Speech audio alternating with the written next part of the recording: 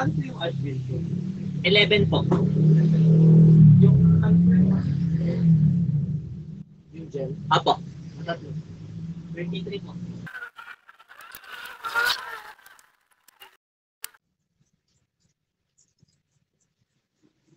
Ito po. Every pagkatapos kumain na lang. Ito yung madali ko parang para sa ito. Hindi ka antukin.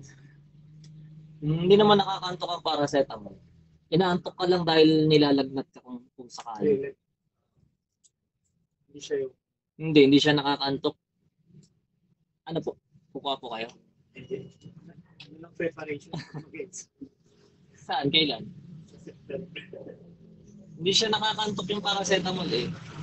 Para lang kaya ka inaantok dahil dun sa lagnat mo. Kung hindi ka nilalagnat, okay lang naman hindi ka magparacetamol. Thank you. Thank you po.